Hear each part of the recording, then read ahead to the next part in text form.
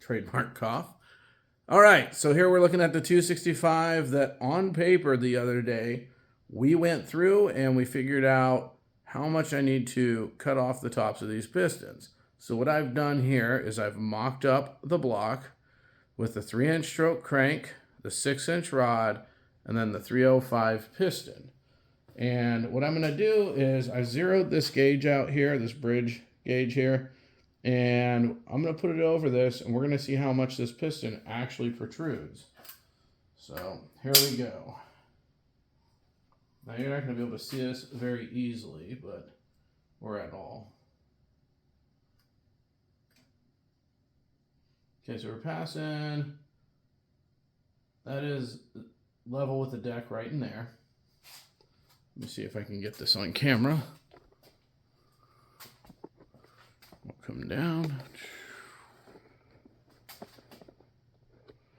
Alrighty. See if I can zoom in a little. And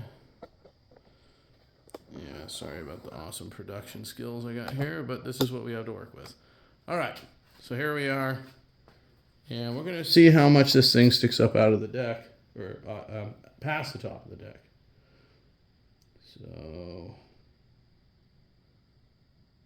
So I calculated the other day when I calculated it to be about 35 thousandths, and I was going to cut off 40. Right now, though, the way things are sitting, we're looking at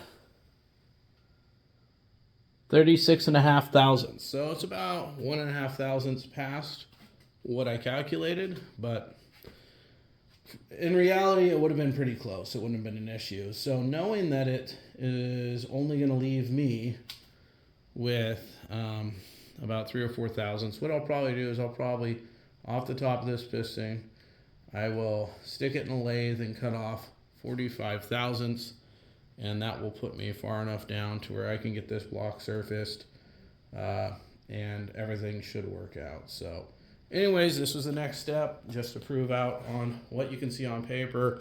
This is actually what it ended up with. And it was only about 1.5 thousandths off, but anyway, this is what it is. So the next step here will be I'm going to disassemble this, and I'm still waiting for the correct rods to come in. These are 6-inch rods, but these are floating wrist pins. And the set I have coming in, which should be here Friday, are press fit. And this is kind of a budget 265 build. So I got a set of 6-inch press fit rods coming for these hyper-eutectic pistons.